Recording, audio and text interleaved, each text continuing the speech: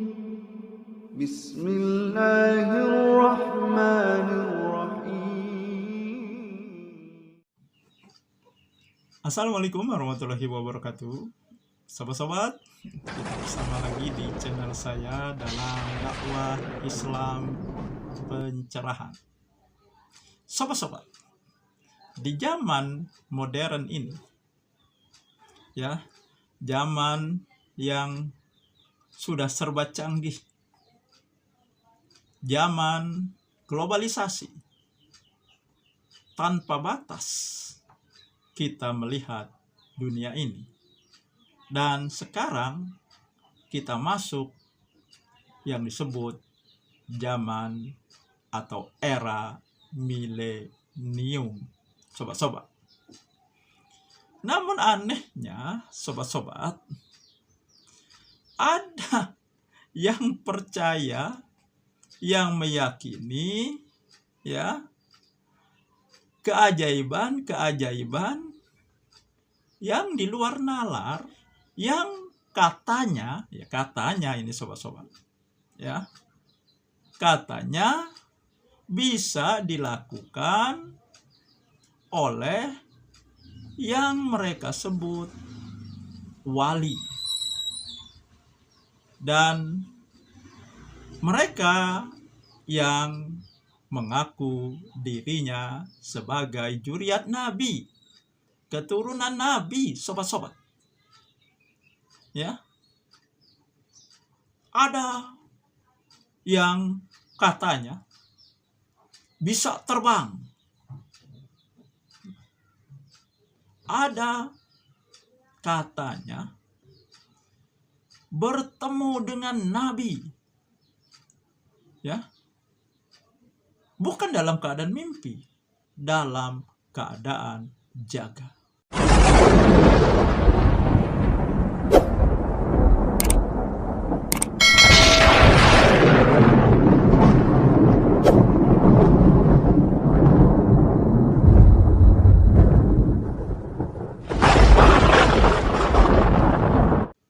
Bahkan ada yang mengatakan, ya, Nabi datang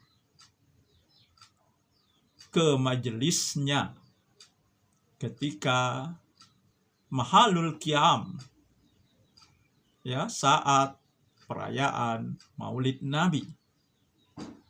Katanya pada saat itu Nabi datang, ruhnya Nabi datang. Ini masih ada yang mempercayai, sobat-sobat. Ya. Padahal kalau kita mau menggunakan logika dengan benar, mau menggunakan akal sehat kita, cobalah kita berpikir, seandainya, ya, dalam satu malam ada beberapa perayaan Maulid. Nah, roh Nabi ini kemana datangnya? Di Maulid yang mana? Ya? Atau Nabi bisa, roh Nabi membelah diri sehingga menjadi banyak dan mendatangi seluruh perayaan Maulid pada malam itu. Sobat-sobat, ini kan tidak masuk akal. Dan kalau kita katakan seperti ini, ya, mereka akan berkelit mengatakan, nah, kita kan harus mempercayai yang gaib, itu memang di luar nalar. Apakah Anda juga tidak percaya dengan Isra Mi'raj? Isra Mi'raj itu yang mengalami Nabi. Nabi yang berbicara, yang bergelar Al-Amin, yang bisa dipercaya. Artinya Nabi sudah dijamin oleh Allah. Bahkan Nabi dimaksumkan oleh Allah ketika beliau melakukan kesalahan langsung ditegur. Ketika beliau mengharamkan madu, ya, untuk dirinya, langsung turun surat At-Tahrim. Janganlah engkau mengharamkan yang sudah aku halalkan karena ingin menyenangkan hati istrimu. Jadi tidak bisa dibandingkan, ya, yang kata Anda karomah kepada wali, karomah kepada Habib, tidak bisa dibandingkan dengan peristiwa Isra Mi'raj yang dialami oleh Nabi.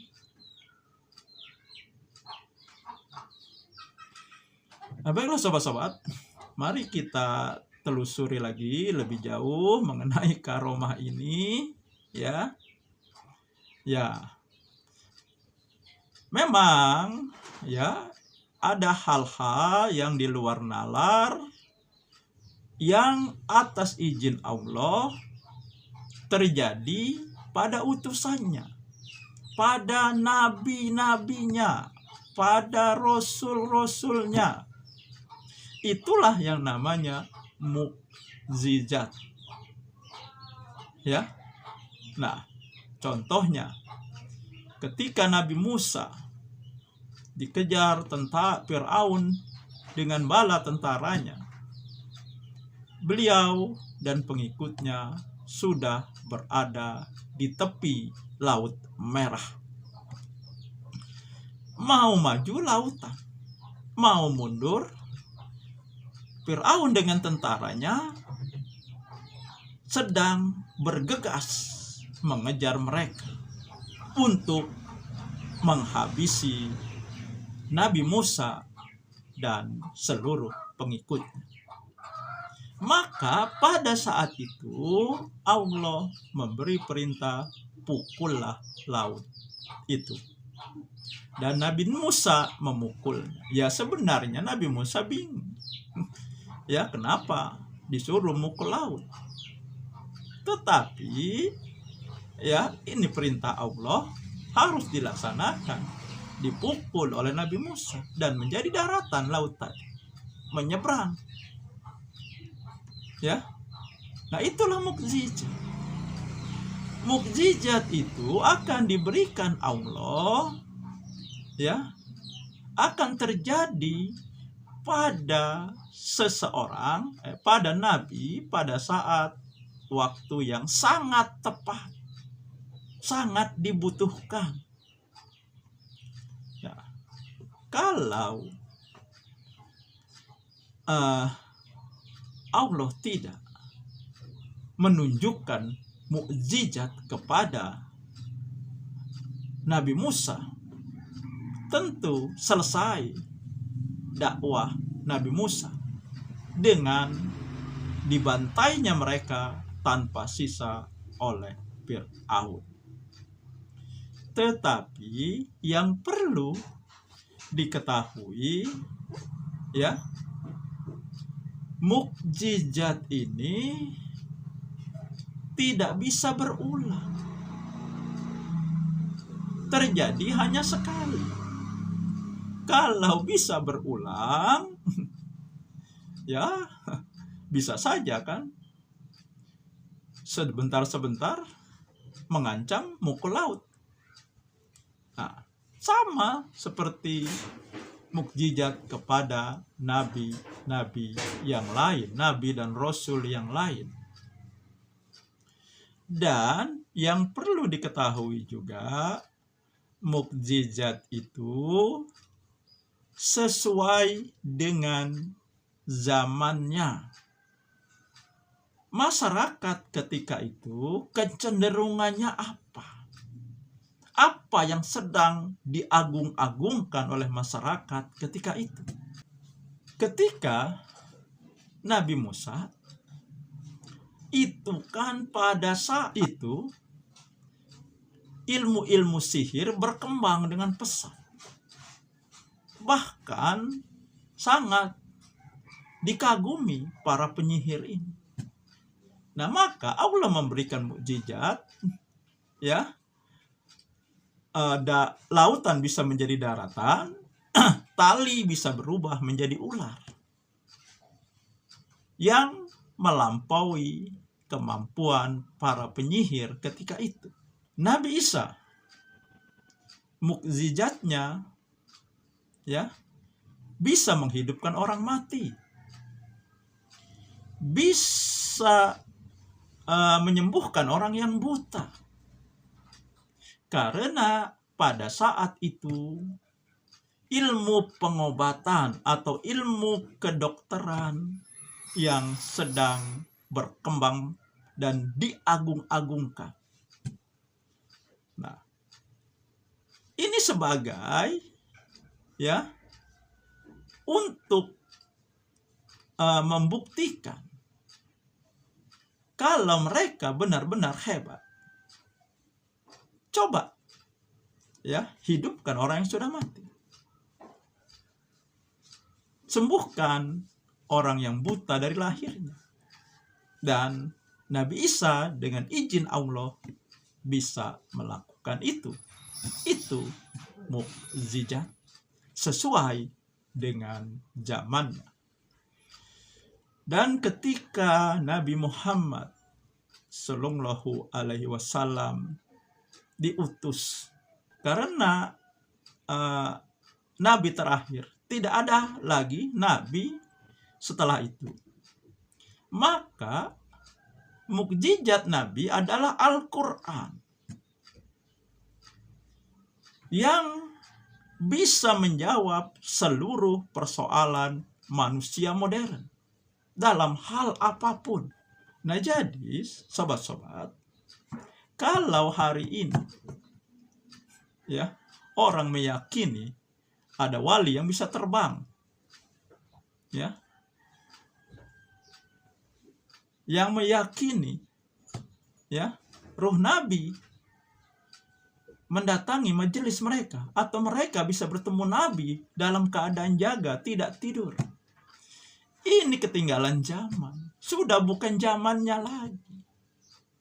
Sekarang ini zaman logika, zaman ilmu pengetahuan, ya, bahkan zaman teknologi yang sangat tinggi.